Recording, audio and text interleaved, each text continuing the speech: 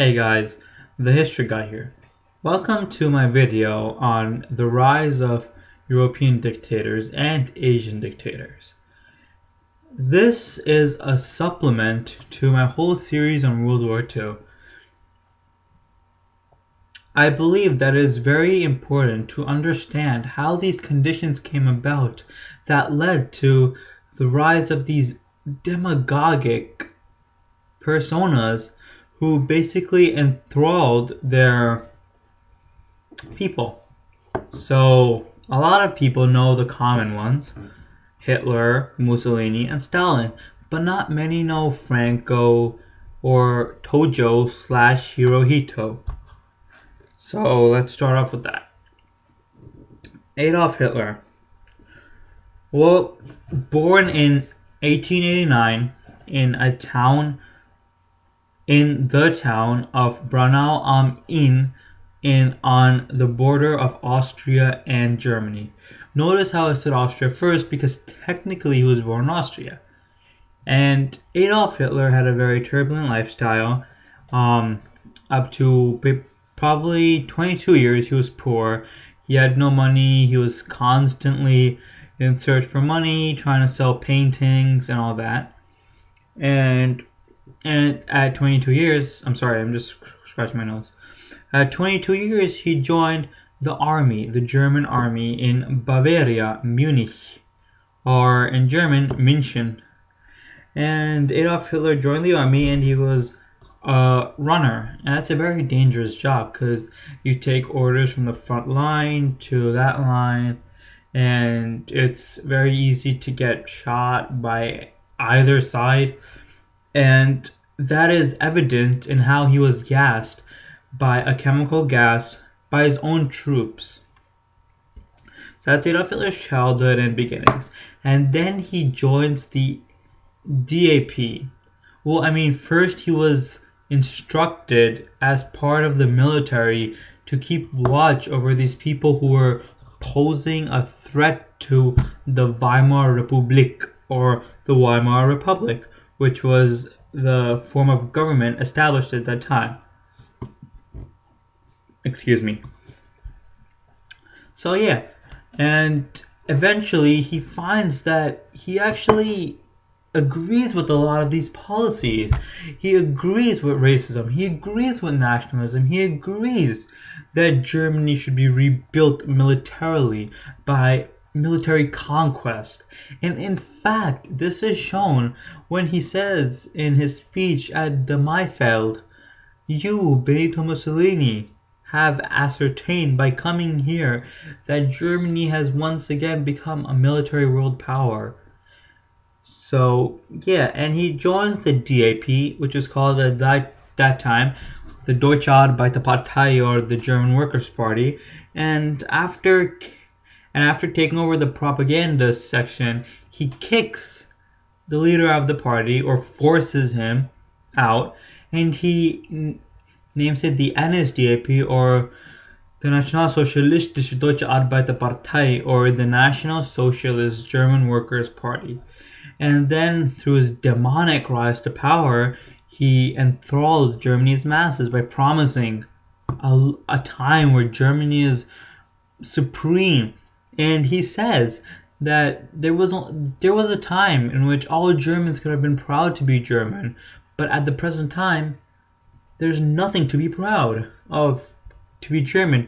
And this is true to a large extent, because in Germany, resources were low, money was low, the economy was falling apart, suicide rates was probably the highest that it had ever been in German history. So the German people supported Hitler being chancellor, and after being chancellor, he formed the enabling powers, which basically gave him absolute power. And he had two plans, one plan called the 4-year plan. The 4-year plan was an economic stimulus plan that was focused on recovering Germany's might and economic strength by way of building up the military. And he says that he stopped reparation payments and actually spent 90 billion marks. And at that time, that's a lot of money. 90 billion into the building of the Wehrmacht, or the German Armed Forces. So that's Adolf Hitler. Now, next is Benito Mussolini. And guys, I just want to clarify one thing. I spent a lot of time on Adolf Hitler because I believe that he was the key instrumentalist in starting World War II. Sorry if I'm saying one, I mean two. Next is Benito Mussolini. Mussolini took power in 1922. Oh yeah, I'm sorry, I forgot to mention that Adolf Hitler took power on January 30th, 1933. Okay, Benito Mussolini took power on 1922. He promised the Italian people that he would bring back the fascist party. And the fascist is a cord that ties the axe handle to the actual axe blade itself. It was used as a symbol of Roman dominance and Roman arrogance in a way. And Mussolini promised that he would bring back that era.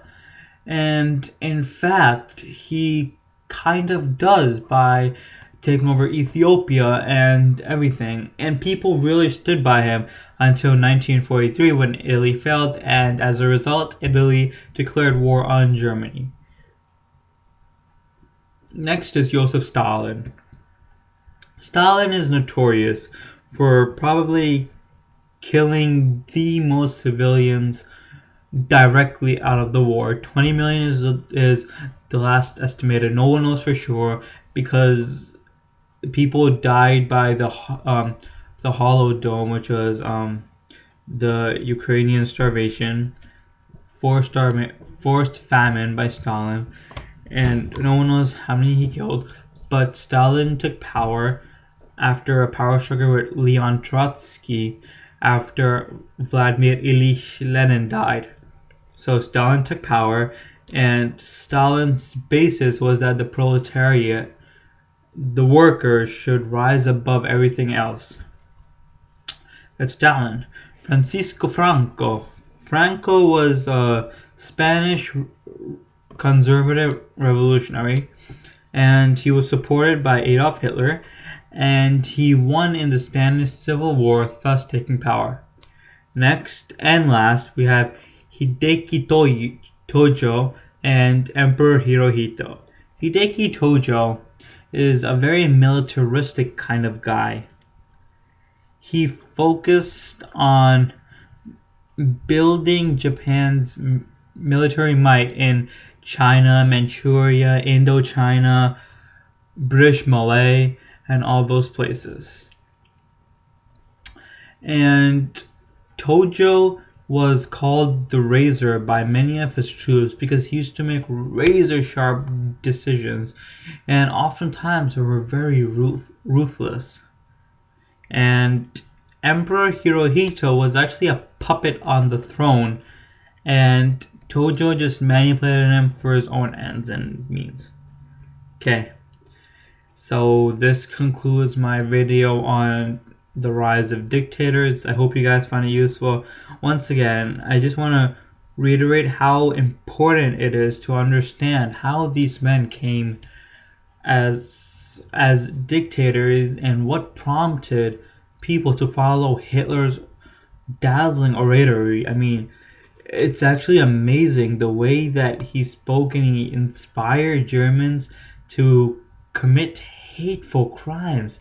And like these crimes, I mean, people know that's wrong to kill people, but they still supported him just because they were power hungry. And in a way, you can blame each and every German for allowing the Holocaust to happen. It was a tragic event, and